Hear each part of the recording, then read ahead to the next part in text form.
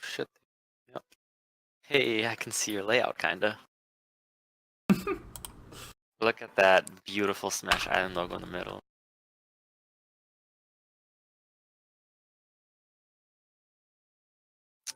Ooh, the Satar Gaming. Was that 2013? Was that 5 years ago? Jesus Christ. Which one are you talking about? The Smash Island or the? Oh, the Satar Gaming event shirt that you're wearing. Was that Oh, this one. 2013? Yeah. Jesus. I remember Sander Uh, wanted a shirt, but he didn't get it.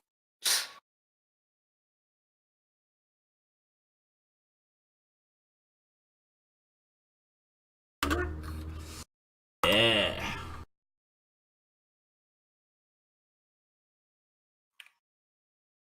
And we got this. Boom. Here we go. Joey and me.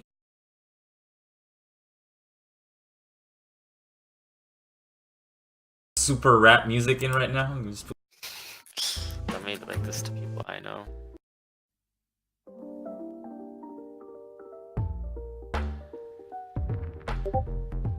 Let me post it.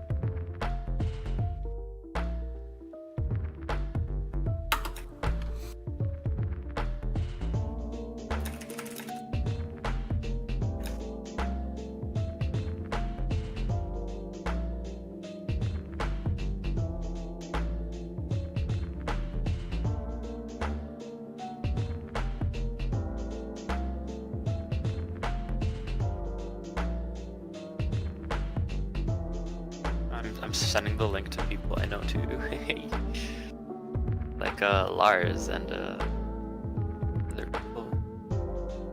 I'm not sure if Lars is busy or not, but I did send it to him. Yo, Twin Splash, how are you doing today? Sean, who's Twin Splash? Do I know them? It's one of the twins? twins. Yeah. Okay. Is it Sonic or the other one? You should ask him yourself because I can't remember. Okay. I know Twin one Splash. of them went to Holland. I think that was Sleepy. I think Sleepy is the one because one is called Lazy, one is called Sleepy. I think Sleepy went to Holland and Lazy is still here for a while. But correct me if I'm wrong. It's funny. Well, if he goes to tournaments in the Netherlands, he should just hit me up, dude. Yeah, he wants to go for sure. Well, hit me up and oh, you're the Holland dude. Well, that's perfect. You should just like hit me up. I go to all the tournaments here.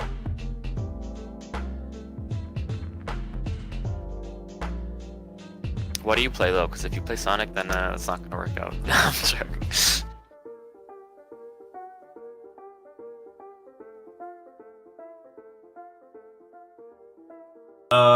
Yo, Twin Splash, since you're here, is the music good? Chain off the chain. What's up, dude? Is the music good? The music's not too loud. We can hear me and Joey fine. Chain off the chain. I liked it. Yeah, there you go. Here's the chat is going up on screen. Good, that's good. Yo, this is legit, Sean. You did this pretty goddamn good. Pretty goddamn well, I mean.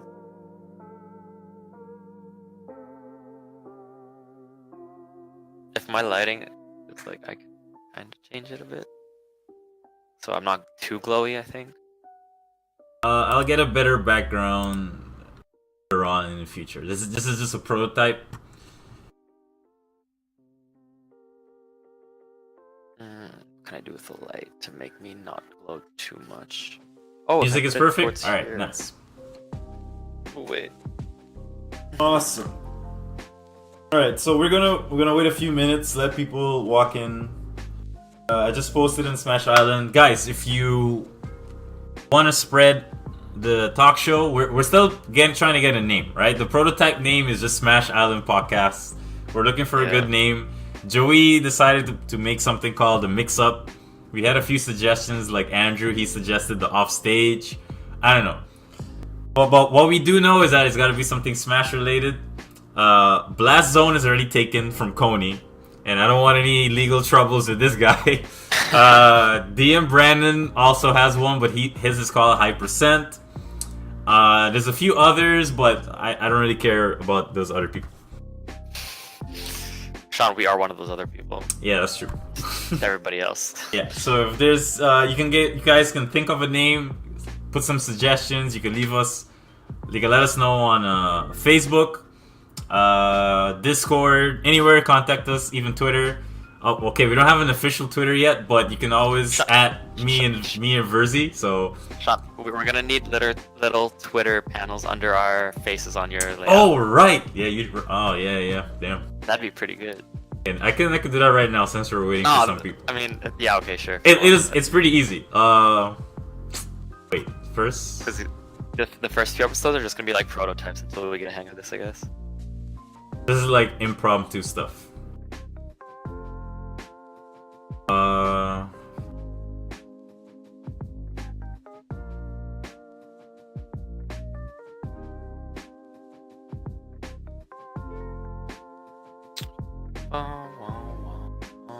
Shout out to Lavender Town Music.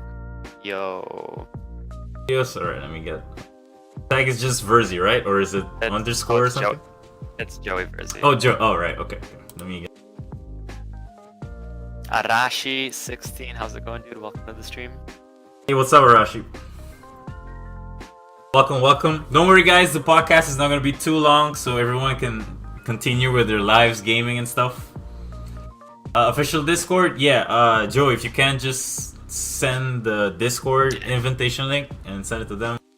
Alright, cool, I'm on it. So the podcast is going to stay like maybe an hour, 40 minutes, depending how many topics we talk about. And then we're going to take questions from you guys. And yeah. I'm gonna whisper it to you, Twin Splash. There you go. Oh wait, your whisper was not delivered. That's fine. Okay, there. You should have gotten it by now. Just enter, and then we'll assign you a role because I learned how to do that today. Does Discord notify you when someone joins it, or?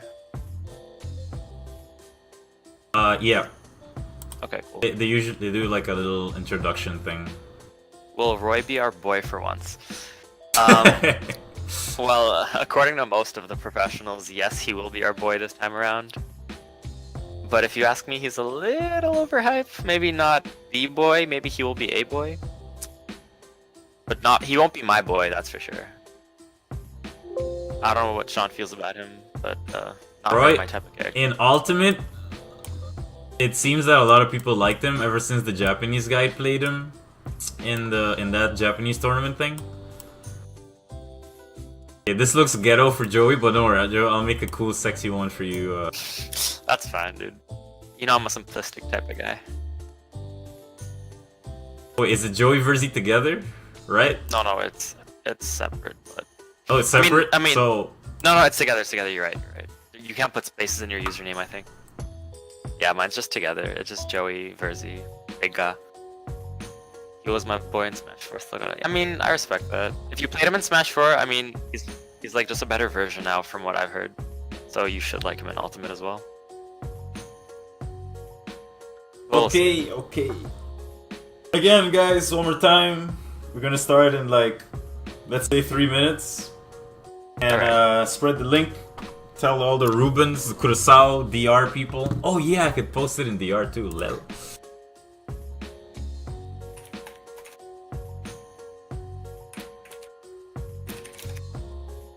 Yeah, if there's anything you want to talk about specifically, just hit us up in the chat and we'll take on any topic, as long as it's Smash related, really. And we'll call it a good time.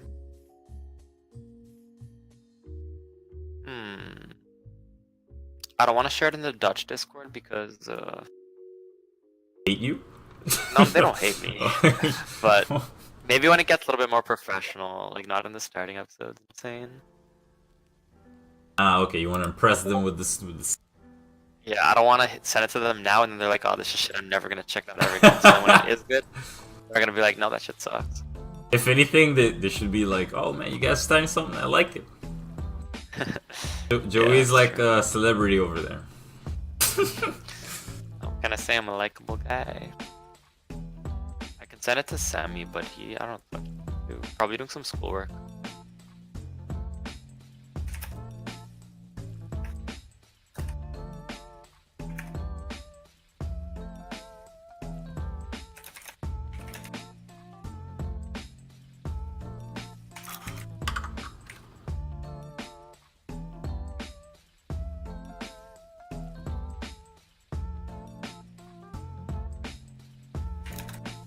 I sent it to Semi as well. Semi's usually really talkative. How is the Dutch Smash scene since I'll be in? Oh, you're gonna be in Nijmegen. You're gonna live super close to me. In Nijmegen specifically, you have some pretty good players. Shook Lars is from Nijmegen, which is like top 15 in the Netherlands. Who's always like usually down to play. You have Samatar, which is a really good Diddy Kong. You have the best Bowser Jr. in the Netherlands lives in Nijmegen. I mean, but the thing is, like, when Ultimate drops, like, Smash is gonna blow up in every city, so you don't have to worry too much about Nijmegen specifically. And throughout the Netherlands, like, Smash is, so the Netherlands is considered the best Smash country in Europe, so the competition is really hard. And we're known for having, like, a mid-player ocean. Like, we just have a bunch of mid-tier players that could just beat the shit out of anybody. So it's like really hard to like get past that. Like that's usually the state that most people get stuck in when they join the scene here. Like you stay a mid player forever because we just have so many good ones, you know? But it is really fun, and you should definitely just give it a try when you get here. Well, again, at the moment, we only have like... Okay, so when Ultimate drops, we're gonna have so many locals, right? So I can't say right now exactly what the locals are gonna look like, but I'm 100% sure that they should be easy to find, yes. Yo, Skippo. Oh, what? How did Skippo get here? I didn't even link it to him. Shit. I didn't link it to the Dutch Discord. When did this happen? Does he follow you, Sean? Is that happening? I have no idea. Spreading. I know players in Den Haag, yeah. You have TJ, Rox, Sai. Den Haag used to be like a hotspot for Smash, as far as I know. You're in Den Haag. You're in a really good area, is what I mean. Because Rotterdam has a lot of Smash players. That's pretty close by. Leiden has a few pretty good players, which is close by. And also, they just announced a tournament series that's going to happen in Zoetermeer, hosted by Skippo, who's in the chat right now. So if you're going to be living in Den Haag, I highly recommend check out his page, which is Don... Wait, I'll get the exact name. Give me 2 seconds. Or Skippo, you're in here. You can link it yourself. You feel free to advertise your tournament. It's like 15 minutes from Den Haag. Alright. Well, I guess it pretty much started now. Everyone's asking some questions, experience from Holland and stuff like that. So guys, once again, welcome to still to be determined name Smash Island podcast with your host and co-hosts Kutios and Virzi. So yeah, we basically made the podcast so that we can try to, like, you know, basically make some content for Smash and between the Caribbean and Dutch Caribbean and stuff like that. So what better else way to do it than with a podcast, you know? So me and Virzi, we have some cool plans in the future, but right now we're gonna set it up, see if everyone's like it, and see how it goes. So we have a few topics we're gonna talk about for the first episode.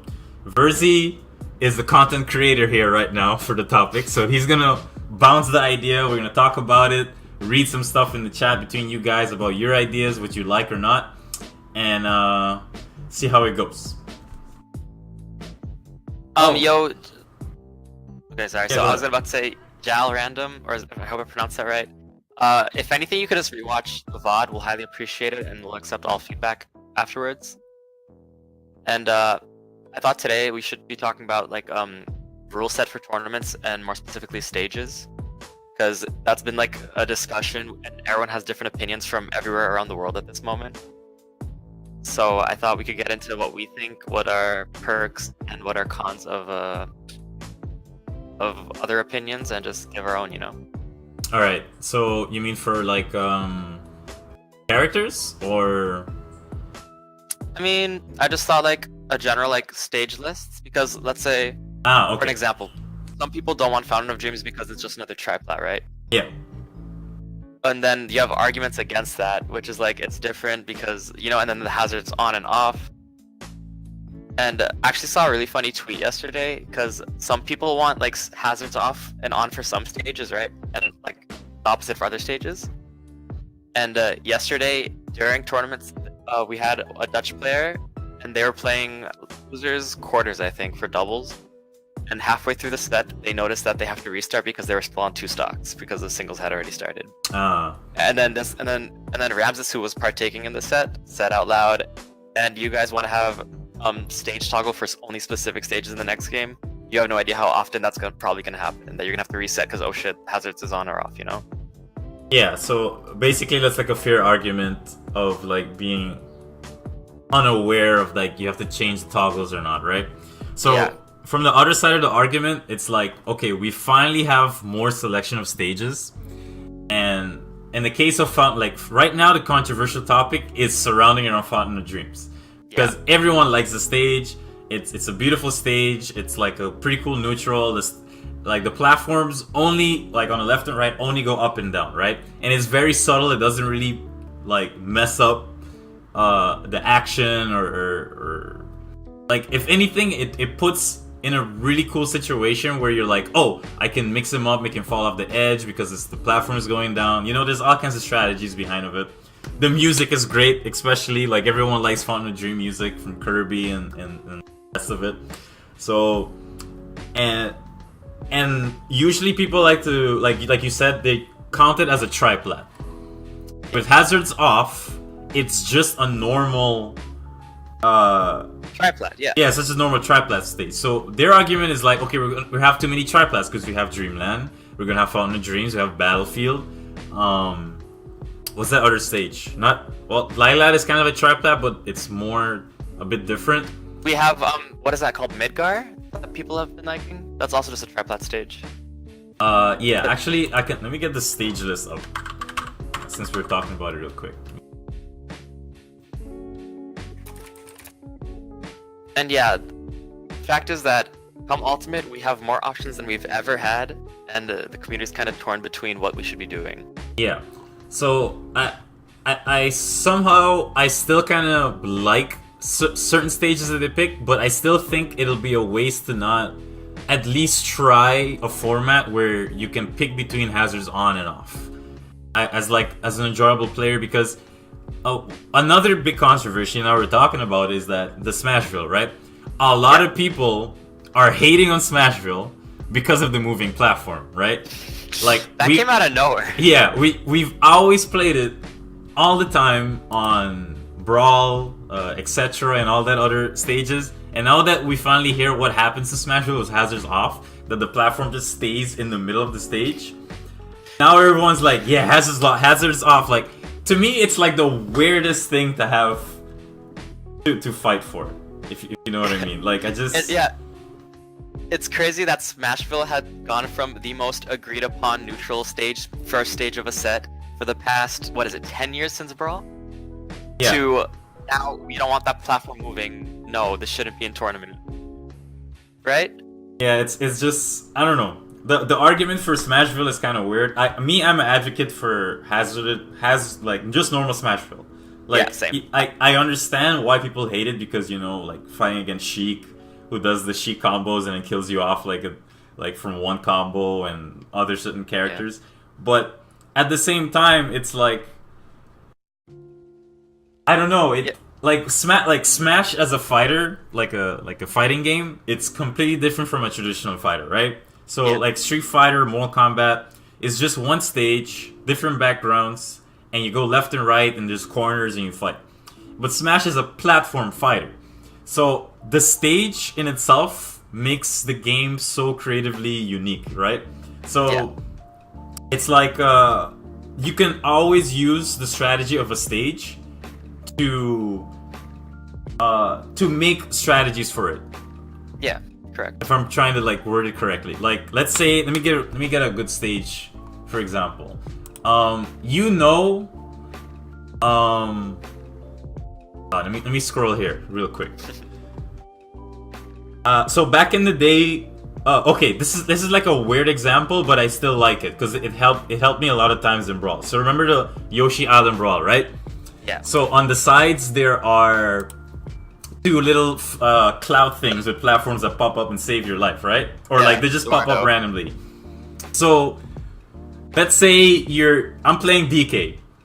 I'm playing Marth or something. You hit me away, and I know I'm not gonna be able to recover because you hit me with my second jump away.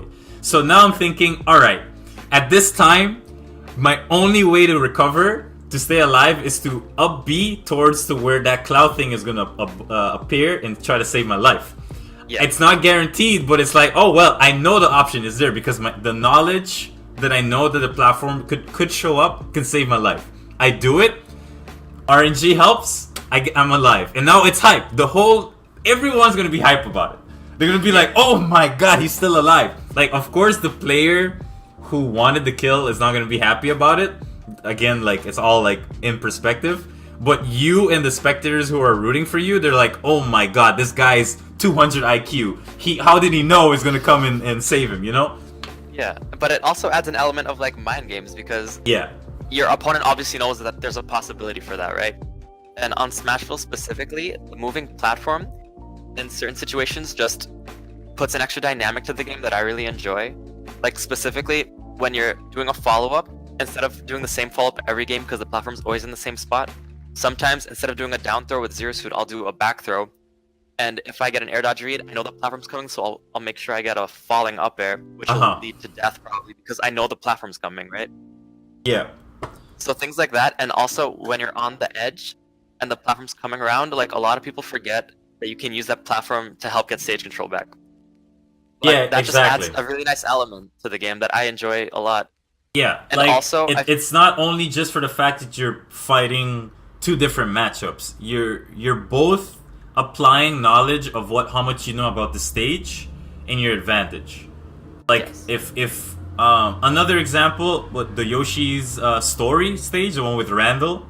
That the little cloud things are set in a time, right? People always say like there's a certain time that Randall will always show up on the left side, then he'll go a loop, and then he'll show up on the right side.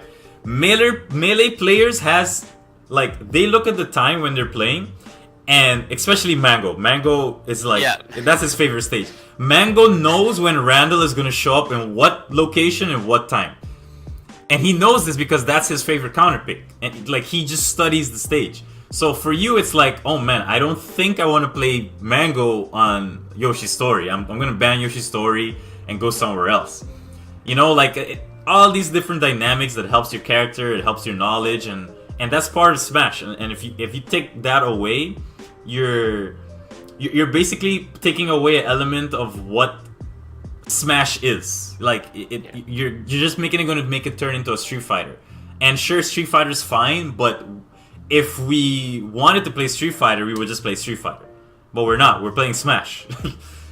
And adding to your point, what I really like about like the moving platform on Smashville is that it creates a situation where you can identify players' playstyles based off of like the moving platform. Like you said Mango on it's a cloud. You know that's a Mango thing, right? Instead of having to ban like Dreamland against every Zero Suit in the world. Now you have to think, oh, I know this guy uses Smashville's moving platform super well. Let me not go there. It creates a personality for the player. That's a very good point. Like, for example, MVD and Lylat, right? Like, everyone hates Lylat, and usually people won't ban Lylat because they know they also hate Lylat. But now because you're facing MVD, you know he's going to pick Lylat because that's his favorite stage. He probably knows what's galaxy the ship is going to be going in what time. He knows when it's going to tilt left and right because that's his favorite stage.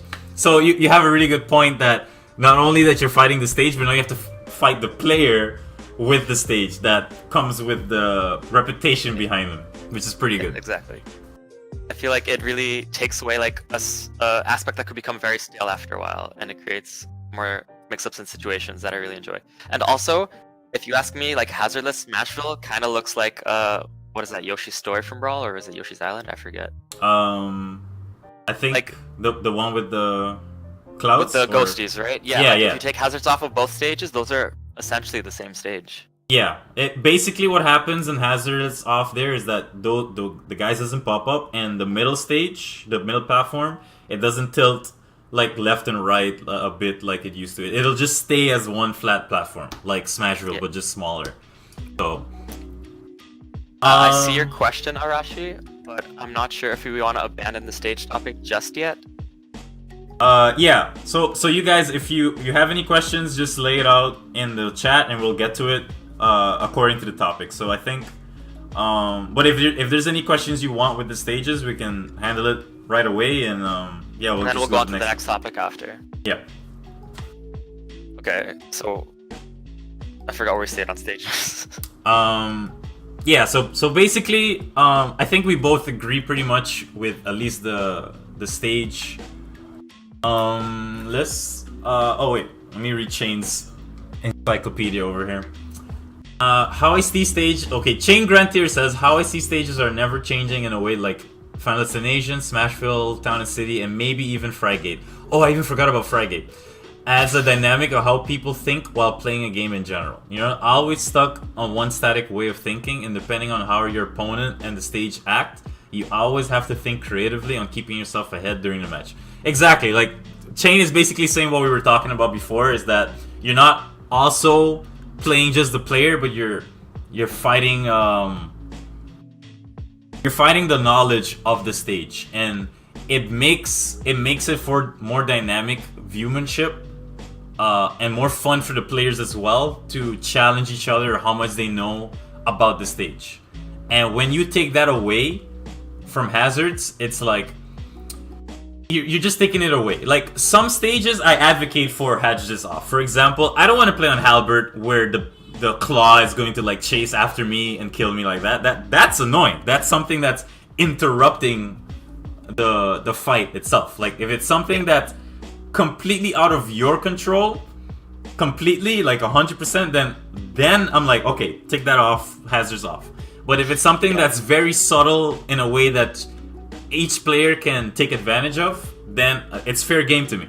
It's like, leave that on. I mean, there are also exceptions that I really like the stage toggle for, like Pokemon Stadium. Like, it's so different on no transformations than any stage we have, that I think that's also really good use for stage toggling. Yeah.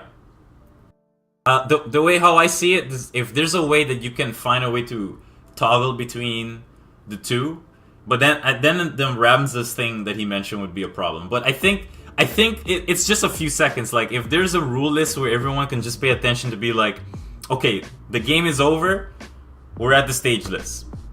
Now this is where the discussion between the two players happen. Okay, maybe they can be like, all right, hazards on version or hazards off version, or put everything in one list, like back in the PM days, basically, where you have all the stage lists here. We know what's what, and then we just pick from there, and we can count. Like, I don't know. I understand that the TOs are trying their best, but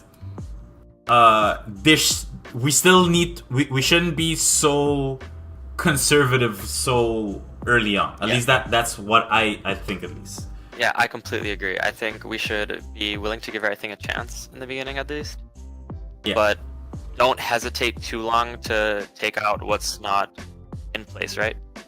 Yeah. Yeah. Because sometimes when you... Yeah, go ahead, sorry. So the only thing I do think that might be a little bit like, okay, it's not an issue, but it's inconvenient, is that because you're going to be picking the stage before you pick the characters, right?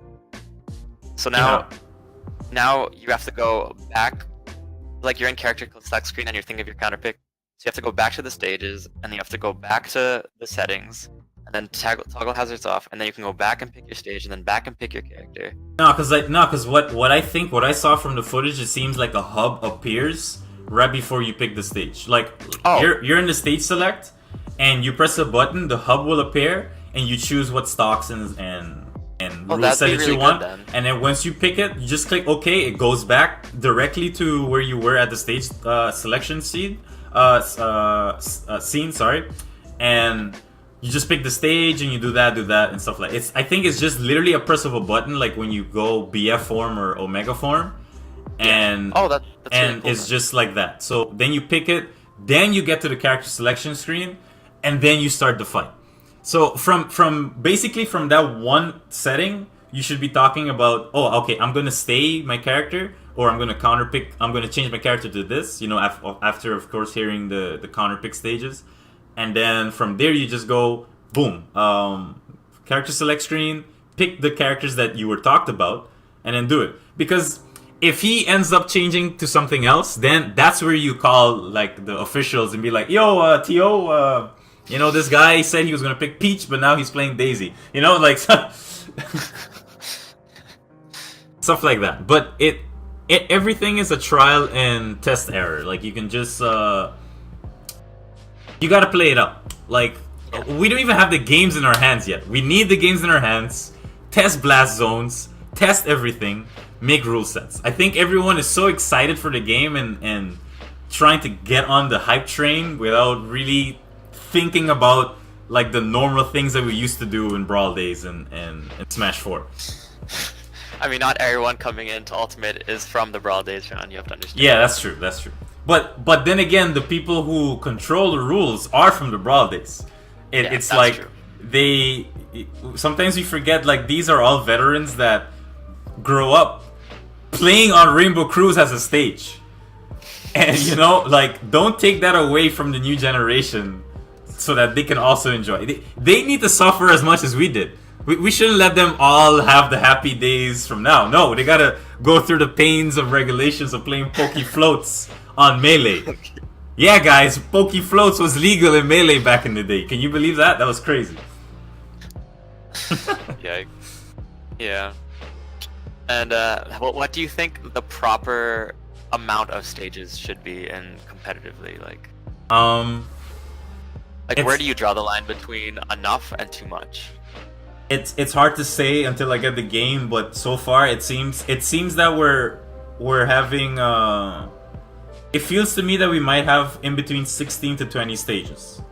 I'm including hazards on and off, by the way. So like altogether, I don't know if you guys seen the video from M2K and Zero when they're talking about what they're gonna ban and keep legal as like, you know, like a theory craft video. It's pretty funny. If you haven't seen it, go to their channel MVG, Most Valuable Gaming on YouTube, and you watch it, and basically it's a good grounded idea of what you think could be legal or not. But if you count all the stages together, it's like in between 16 to 20 with hazards on and off together. So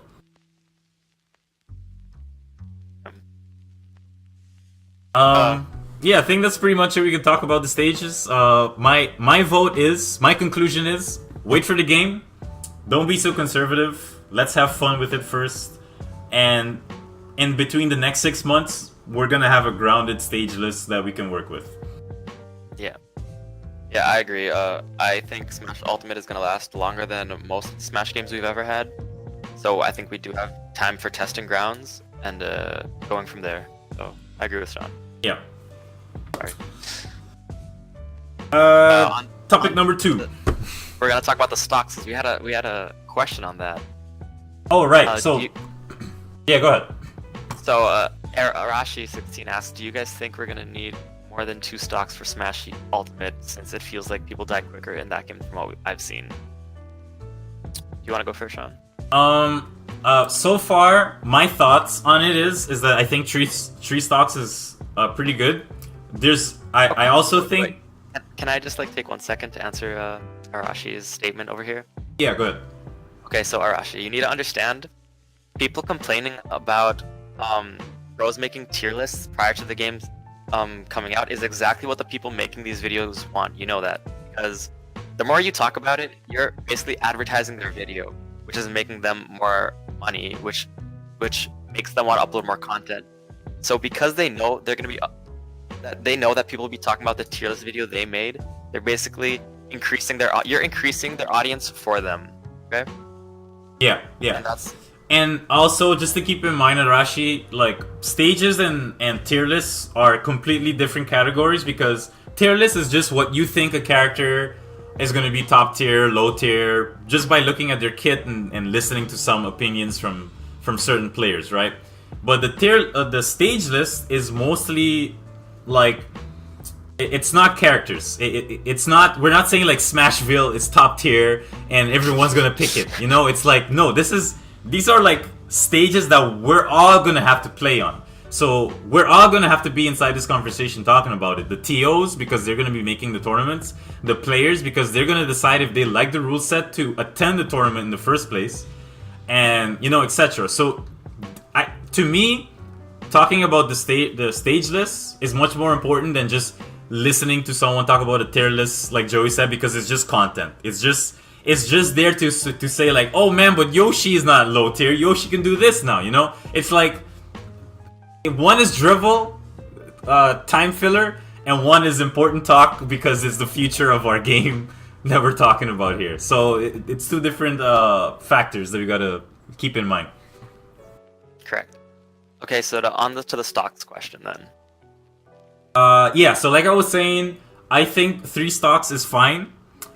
There's a chance that it could go to 4 stocks, but usually that's going to be really hard because our history in Smash, again, like back in the Melee and not even back in 64 days and stuff, like we usually start a stock count and then we lower it. And it's really hard to bring it back to a certain rule set. Like that's one of the biggest problems for the Smash community, at least in the one in America, because America is like very mainstream and usually we want to train for those tournaments heading over there, so we got to follow the rule sets most of the time. And for example, yeah, Brawl for the longest time it was 3 stocks, and then now I think they switched it to 2 stocks once, or 1 stock in the end of the Brawl days, and it was kind of really weird. And that then, 1 stock best of 7. Yeah, it was super weird, but it was a thing, and it was a hard time to even like bring it back. And Smash 4 is a perfect example because it was so fresh that before we even went to 2 stocks, we were playing on 3 stocks, and a lot of people were complaining like, oh, the matches are taking too long and this and that. So everyone picked 2 stock because everyone was starting to get used to it because of For Glory. So their sensibility was like, oh, everyone's playing For Glory, 2 stocks, so it'll be easier for them to get used to when they go to tournaments in their local areas with 2 stocks, because that's pretty much what they're playing online. So in that regard, now it's going to be different for Smash Ultimate, because now we can pick whatever stock we want online to play like ranks with each other and stuff. And I think pretty much everyone is just liking 3 stocks. Like even Nintendo themselves are advocating 3 stocks. So to me, 3 stocks is fine. 4 stocks is optional. I'm open to the idea for 4 stocks, but I think 3 stocks, from the footage that we've seen so far, is pretty good. Yeah, I agree. I think 3 stocks will be a perfect starting ground, in all honesty. I feel like 4 stocks might be a bit much, just based off of like the gameplay I have seen, but I understand that the game's not even close to being optimized now. There might be some crazy way to do combos and take stocks even quicker, then we might go to 4 stocks. But I don't think I see a world where we go to 2 either. I feel like 4 is more likely than 2 in this regard. Yeah, I don't want to say 2 because I don't know. We're done with 2. 2 is too. It's stressful. Like I don't know if you guys ever go to tournaments. Like you go to tournaments here, right? And it can be pretty chill. You think, but no one likes losing. But imagine going to like a big tournament and you're training for all of this, and then you do something bad and you SD, and you're like, now you're stock down on a 2 stock game with rage. It's like it's a headache. It's a headache thing to deal with. So everyone is done with 2 stocks at this point. We're never gonna go back to 2. And it's not gonna happen. Yo, Lars, thank you for joining in. We were just talking about what we believe will be the stock count when Smash Ultimate releases. Thanks for joining. If you have any questions, feel free to ask us in the chat, and we'll gladly answer them. What's up, dude? Yeah, stock counts.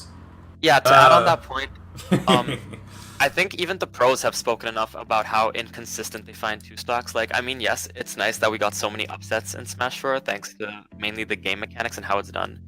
But if we actually want Smash to become something big one day, we need to get the consistency down too, right? Yeah, we need to differentiate on skill level as well. And it was kind of... I mean, Smash 4 still had it because sometimes we'll do best of 5s in between sets, which would gradually show the adaptation to players, but it was still pretty difficult for just 2 stock games. Yeah, precisely. Like Smash 4 started with best of 5s really early in tournament formats. Like Top 64 nowadays gets played best of 5s. I remember in Brawl it was winners finals. grand finals, losers finals. It Yeah. was best of 5. That was it. Yeah, there were so many different experiments that tournaments are doing. Top 32, best of 5 started happening. You know, like they just wanted more games so that the players can feel like they didn't get stolen away from their sets. Yeah, Melee's 4 stocks, and it is so rare for one of the 5 or 6 gods, I think it is, to not be in top 8s nowadays, or ever. Actually, nowadays you have the breakthrough talent like Zane's coming in strong, and I don't know who else because I don't follow Melee that much. Yeah, and you know they work really hard out of it. Like Zane, for example, like you just said, we know Zane is an amazing player because of how consistently the game Melee works with the stocks and everything, right? So I think going into Ultimate, we're gonna have the same ordeal, like gradually. Like Rage is finally nerfed down to the floor that we don't even know that it's even there anymore. So we're just gonna see a lot more people outplaying in certain situations, and it's gonna be a great time to watch, basically. Exactly. And I mean, so what if we see like the same top 8 almost every tournament, right? The thing is, like, that's healthy for the game because that puts a bar for players to want to reach it. It'll not only like push like a fire inside of players, but like you'll know whenever an upset happens, like, whoa, this guy is the real deal, you know? In Smash 4 we had Latai beat Zero, you never heard that name ever again, right? You had that Kirby beat Ally, you never heard that name ever again, right? Yeah, So you got a really good point, yeah. The storylines that could come out of consistency, to me at least, is way more exciting than the upsets that happen every now and then in Smash 4. Is my opinion. Yeah, I think it's pretty much grounded for that. It just having more stocks in for at least for a Smash games, especially the way how we've seen how Ultimate works with the movement speed, the new engine, and everything. It's gonna be pretty healthy. That's why I think so gradually that we might even go to 4 stocks, because the more we master this game, the more we might even find ways to get stocks even quicker. So all that stuff is possible. Doubles, I think doubles might stay 3 stocks. It could be go to 4 too, but I think I have the way how I'm hearing people talk about it online. Actually, I think people are advocating to just drop doubles completely, and they just want to focus on like squad strike or something like that. That's what I've been hearing a lot on Twitter and etc. I don't know what you think about. Yeah, I've heard some people talking about wanting to have a squad strike side events over doubles. So that's pretty interesting to me, because we're not exactly sure how Squad Strike works just yet. No, not yet. Once we get once we get the game, we can test it out. But so far, it seems that everyone just wants to do it. Yeah, like I feel like it's something new and refreshing, but I do feel like after a few months, we will go back to doubles as a secondary event, like the standard.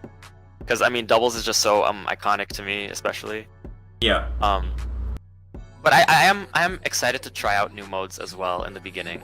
Yeah, because if Squad Strikes works in a way like Cruise in that way, I think it's going to help the scene a lot more. At least for like clans and teams and stuff like that. Because if we show it presentable, we can actually have like it's a dream world, right? But let's say Team Cloud9 in Squad Strike. Okay, we got this and that versus Team Team Solo Mid on Squad Strike. That's gonna bring views. Like it's not only is gonna make it more esports like presentable, but people are gonna be like, wow, I'm gonna pick this team. I really like Joey Virzi and this person on Cloud9. I'm a big Cloud9 rep for these players. And then drafting can happen. It could be switches and stuff like that. Like it could be so many potential stuff if we implement the mode really good. Yeah, because like I feel like Smash would never be able to implement the that league, like the league thing, because the way singles work is that one guy wins, right? It's never a group of people, and there are only so many esports organizations to sponsor people. Yeah, like most of the successful esports games are like team-based stuff, like League of Legends, even like Rocket League and like all these other games. Like we really need to start thinking, at least my opinion, I think we need to start thinking more about team-based stuff for games, because it really it makes it more professional. It makes it more of a sport-ish because we all follow basketball because they play a team like Lakers and stuff. We follow baseball. We follow, crap, I just had it in my head. NFL, you know, all these other stuff. So, yeah. Yeah, I agree that for regional, yeah, that would suck. That's why I think that maybe, like, if it does work the way we're explaining, then I think that would be really good for major. For majors, that would be extremely hype, like incredibly hype, right? Because then you have Team Netherlands and Team Germany and Team UK and Team, you know. Yeah, and if it's a regional based thing, it has potential to create more rivalries and also, how do I say, push the individual scenes to push to win that championship level of stuff. Because if Team Germany is always beating Team France, you know, they have a rivalry, of course they're going to try to train harder to be like, alright, we're going to study Team Germany's players and we're going to try to beat this warrior, we're going to try to beat this character, find all this stuff, and then there's going to be like different levels of counter picking and stuff. It's going to be amazing. Like, we have so many characters. This is a mini League of Legends game, guys, but in a fighter's form. With all these characters, you're forced to learn other characters just to create an upset in the tournament. Because let's say Joey, we know Joey for the Zero Suit Samus player. But let's say underground while training for this tournament, he's been training secretly a DK or whatever, right? Just to counter this German's team character. Just for this crew match, right? Just for this Scott Stripe match. Boom, he brings it out, a hype happens, he gets the accomplishment. Everyone's go crazy. They're like, oh my god, did you see it? They write articles about it. Joey just beat this guy with freaking Donkey Kong, and this matchup is like 640 and etc. I don't know. Like, anything that makes Preston news carries more news for the game, and the game will grow because of it. Yeah. We gotta... Especially, like... Yeah. So even at the tournament I was at yesterday, I had a guy in my pool that was like asking... Because I was playing... So the way pools work is that you have a specific corner that your whole pool is going to be played out at, basically.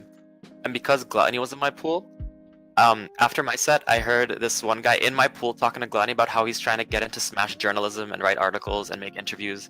Yeah. And then I was like, damn, that's really cool. Like, because the more the word gets out, in whatever form it is, it helps the community, right? Yeah, exactly. Because you're creating more avenues for the game. Because if you, in a team-based way, now you have journalists that can talk about other topics, because now they're not going to be able to just only talk about Zero or what he did or if he joined this team. Now there's more stuff. Now you could be like, oh, Salem just joined Team Liquid in the team of Squad Strike of this for Smash, and now you can make a storyline. Like, are the teams going to work together properly, or are they going to like start living together? You know, like all these little things, and people are going to read it. More avenues, more money circulating in the scene, and yeah. Again, this is all dream talk, but it can still, if you implement it correctly, it can work out. Because we have the blueprints. We just need to work it out. But that's the hardest part. Yeah. I'm not sure what other topics we have for today. So yeah, we talked about the game. We talked about stock. Stages, stocks, modes. Yeah, we can talk about tournament format if you would like, because I know Lars has a very specific opinion on this one. Specific? Oh, you mean Round robins? Oh, you mean the thing that we were talking about earlier. Because we played a round robin tournament last weekend, and from what I know, top players seem to be hurt from them rather than anything else, but it does benefit the low/mid tier players more. And the common argument is mostly because you get more worth out of your money. No one wants to pay to go to a tournament to go 0-2, and then, you know, that, because apparently that, like, when that happens, it makes lower tier players not want to go to tournaments anymore, and it kills down Smash in the long run, basically, right? But on the flip side of that, the top players have a way longer day, have to play a lot more sets, and towards the end, towards top 8, they're all exhausted and cannot perform. Yeah, I could see both sides. Okay, yeah, this is so hard to put it. Yeah, because you have to look at it in both sides of perspectives of the players, the new players and the old kind, like you just mentioned. Like, for new players, it's great because you're gonna just make them play more, try to enjoy the game more, make more friends, try to stay in the scene, etc.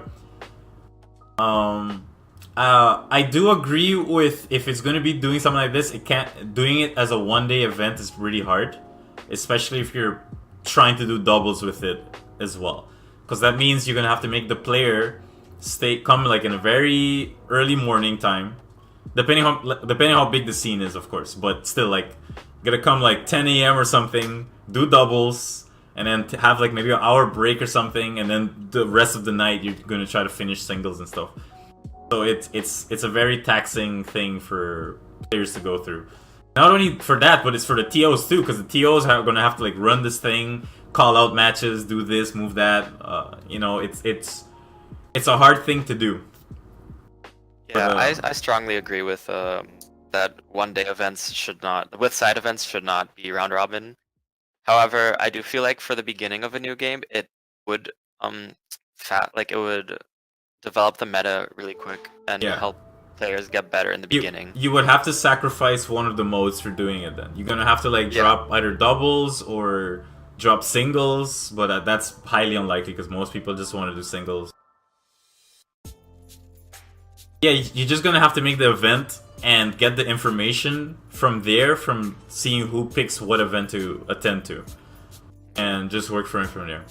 Yeah, so for Europe at least, I think that we should just stick to our normal bracket format. But like for the really big tournaments like Syndicate that are multiple days, we should just go to round robin. I feel like that'd probably be the best. Yeah, at least for Aruba case, I think since we're gonna have a lot more setups this time, because everyone has a Switch now, everyone has like setups. So if they're willing to volunteer to bring their setups to help the scene, we're gonna have potentially maybe 10 setups dedicated for the event. We can do like 6 setups since we're like a small scene right now. We can do 6 setups for tournament, 4 for like free play, non-tournament setups, and just work with it from there. And we can just do like round robin pools. Get there. Sometimes we don't even have to do the pools. We could just maybe do the whole tournament round robins. But that's still under discussion. So I feel like that's a little bit anticlimactic. Yeah, but yeah, we'll work it out. As long as people come and enjoy the game and build the scene, because one of the things what I want to recommend the Ruben scene, if you guys are watching this, just help each other. Like, tell your friends, enjoy the game. Of course I want to like build the Ruben scene to be more competitive and stuff, but I also want them to have fun. Like, have fun, and if you really want to prove that you're the best, or you want to represent Aruba in other islands like what I've been doing for the past years, and you want to join me in that adventure, just show up, get more people to get into the game, learn more matchups, because there's only so much you can learn in a small scene. But we have a potential to make this game grow exponentially much bigger for the scene and finally link some stuff. Curaçao, BR, Puerto Rico, all that stuff. So all that stuff is possible, but we need each other to pull it off.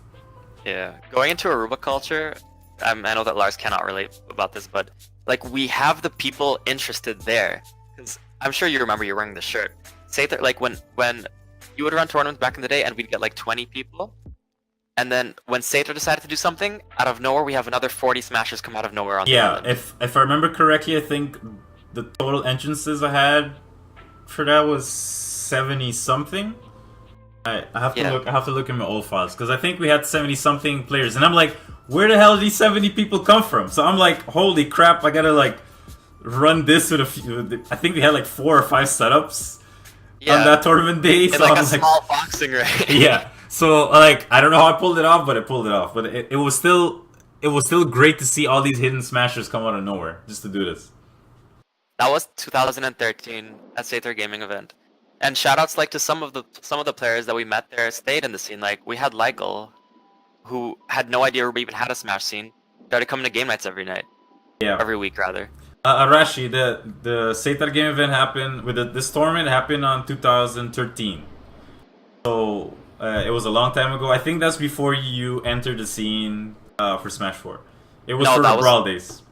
That one was at Marriott, was it not? It could be. It's either that or the Renaissance one. I think it's the Renaissance one. Oh yeah, Renaissance Convention Center. Yeah. 100%. Yeah. I mean, so the company that did that big event also like super promoted. It was on TV. It was in the movie theaters. Like that type of thing's kind of expensive for grassroots to pull off. Yeah. Well, most of the time it's just we gotta use word of mouth or like flyers, posters, something that we can Yeah. go around. Like our marketing thing for this at least is just schools and stuff, like going to Colegio, Mavo, all these other stuff. I think the key for Aruba is right now is to take advantage of how much exposure Smash is getting at this very moment. And whenever it starts, like whenever the game comes out, if you can get those players in, you have to get them to be able to stay, right? Yeah.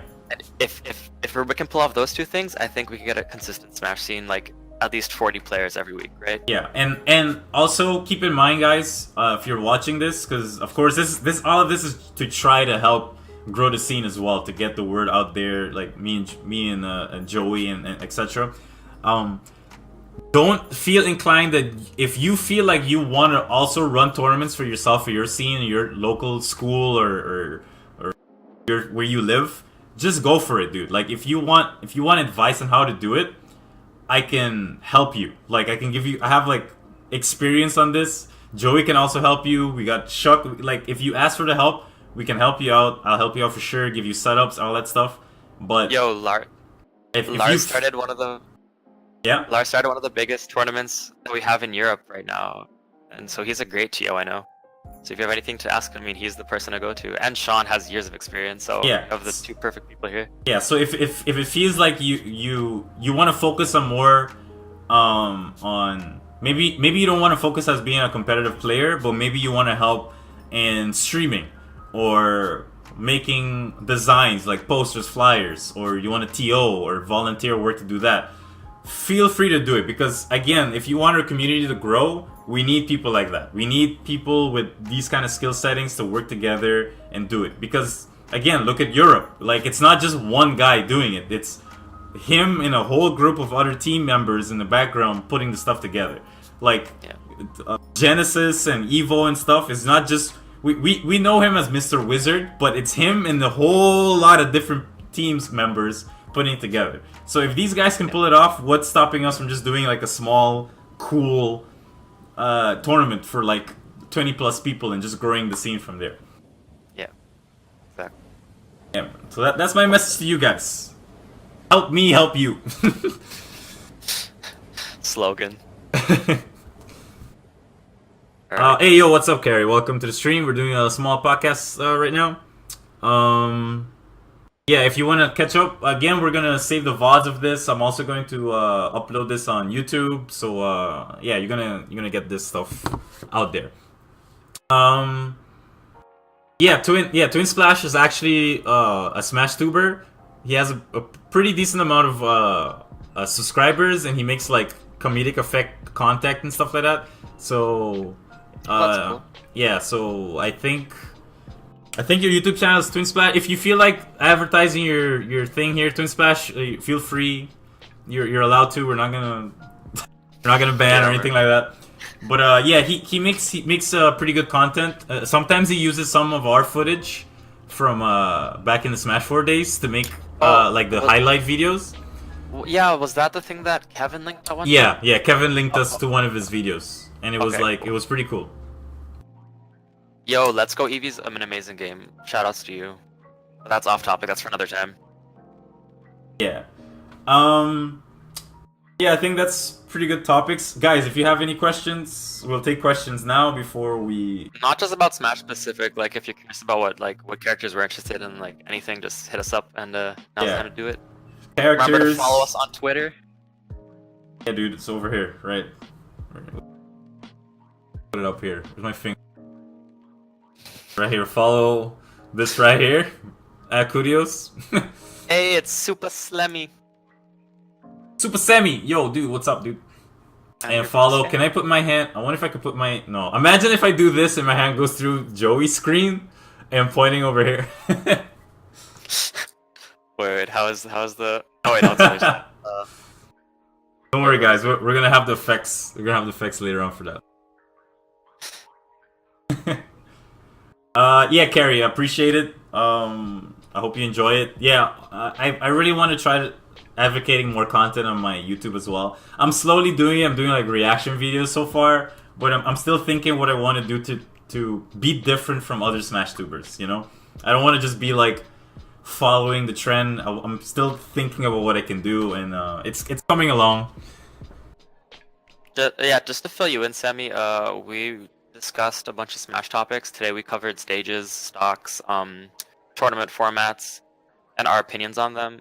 And now we're kind of just like closing up, so it's now right. What you're seeing now is not what we did the whole time. Okay? Yeah, you can follow the VOD once it's and also on YouTube as well. Yeah. Yeah, I'd recommend you just go over the VOD and see if you like what you see, and let us know what you think. We'd appreciate it. And yeah. Shane, don't forget to like, subscribe, and comment. The generic outros for every YouTube video. Let me know in the comment section down below.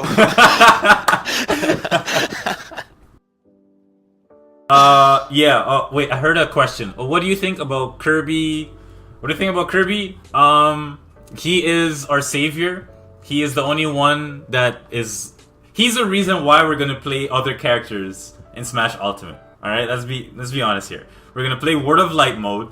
We're gonna use that to unlock characters, and thanks to Kirby with his god modding abilities in the lore, we're able to play our other characters. I call plot armor. So Kirby as a character, I haven't watched enough Kirby footage, but I feel like Kirby would suffer from the same problems Kirby has always suffered from, which is no range, not very good aerial mobility. So once Kirby falls behind, it's usually pretty bad. But speaking of Kirby, there's someone in the chat who could tell you a lot about Kirby, so Shane, take it away. Yeah, for me, I think Kirby will most likely be the same, but maybe they'll find more implements for like his dash attack and stuff like that. But yeah, we gotta wait and see. There's not a lot of footage to go on. Chain in his Discord could probably give you more questions about it. Okay, so we have a question here from Semi. Guys, what do you think about counterpicking Battlefield version of FD? I think it's gonna be a good mind game to throw out Game 5. I can already see it. I'm gonna go for a platform combo, and the platform's not gonna be there. I'm just gonna fast fall to my death. Well, it does expand on the stage list topic we talked about earlier. So, you know, the stage list is also part of the game, creates mind games, and it makes people woke. Yo, this covers everything we talked about today. Because of this, stocks are going to be eliminated quicker, so we need more stocks, right? And the best part about it is, if it's round robin, they're going to be extra tired during Game 5 at the end of the day. Game 5's mentally stressing out people from since 19... whatever the year Smash 64 came out. I think that's 98 or 99, I'm not quite sure. Oh, do I gotta type? Yeah, any more questions? We got like a few minutes left before I close this up. I mean, we lasted almost an hour. That's pretty good for day one. Oh yeah, let me do. You know, I'm gonna do this real quick.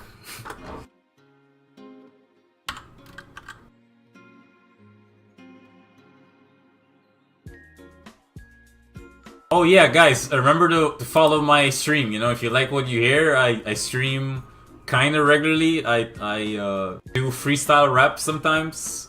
They're not perfect, but you'll be entertained. And if you want to watch someone play Legend of Zelda in a way that'll make you want to rip your hair out, I suggest following my stream. Yeah, dude. Wait, dude, when the squad streaming thing comes out, you're definitely gonna see me and Joey do that like a lot. Yeah, definitely. No doubt. If you didn't know Semi, this is like one of my best friends from Aruba. He's the grandfather of the Smash community. It's thanks to him that we have everything. It's thanks to him that I'm the Smasher I am today. Regarding Chain's answering Kirby questions.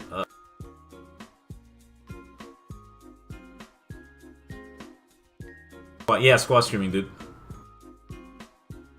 Yeah, Twitch convention. You can stream with your friends. Squad streaming. Help me help you. Most Kirby mains are pretty excited for his new dash attack. I actually have not seen his dash attack. What I have seen is down air not comboing into I don't know what anymore. Yo, Yo, Lars. Thanks for coming, dude. Enjoy it. Next time, we'll definitely try to invite you in the discourse, in the voice chat, maybe get your opinions on some certain things. We're gonna try to do guest stuff, so we're gonna invite Chuck, maybe Semi as well, talk about his rise to the top as a Mario main, and try to get some other islanders here to talk about some certain stuff too.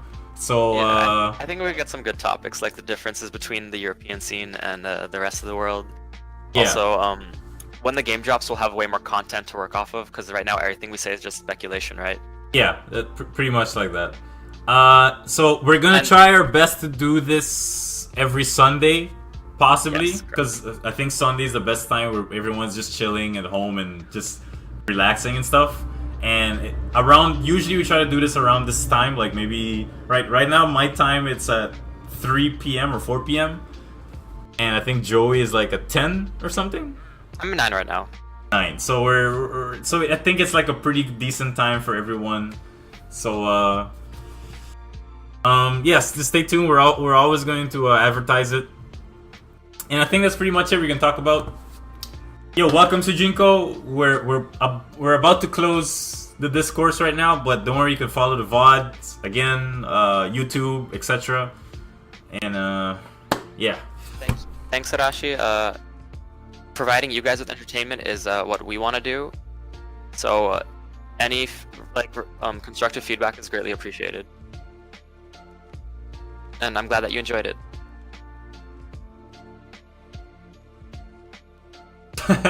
Shujinko, yeah, torrents will be coming again. Right now we're pretty much done waiting for Smash Ultimate to come out, because not much people are showing up for Smash 4 tournaments here anymore. So but Ultimate, you can expect weeklies or bi-weeklies, some good monthlies and stuff like that.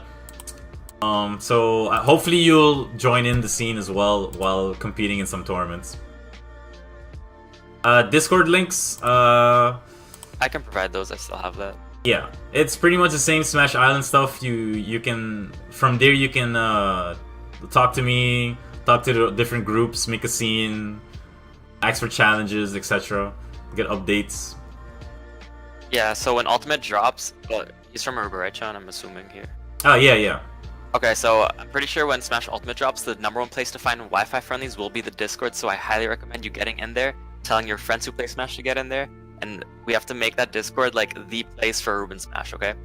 Because Wi-Fi also plays a big part in improvement, and if you can get on that, would be pretty good. Sean, you need to make a friendlies page on the Discord. Sorry? You have to make a friendlies page for the Discord. Oh right, yeah, I'll do that. I'll make it. I think you can do it too.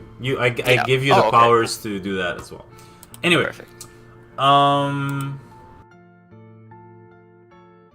Yeah, Wi-Fi helps a lot. Anyway, I don't want to go in too much digressing. We're gonna end the stream now. Enjoy the thing. I will be on later streaming some games, depending what I gotta do later. But anyway, thanks you guys for joining the stream. Again, follow me on Twitter right here. Literally, that's the best place you can see me, because I don't really hang in Facebook as much. Twitter is where I go and get all my content and talk to people. Yeah, and follow. I let Joey do his outro. There you go. Alright guys, I didn't think of this, so it's gonna be all improvisation. If you guys enjoyed it, hit that follow button. Follow me on Twitch. It's twitch.tv/Virzi. Easy peasy. My Twitter's down below, and we will be back next Sunday. Yeah, dude. That was it, Sean. Cut. Alright, peace. Emma, say bye. Don't be rude. See you. Peace. Yeah.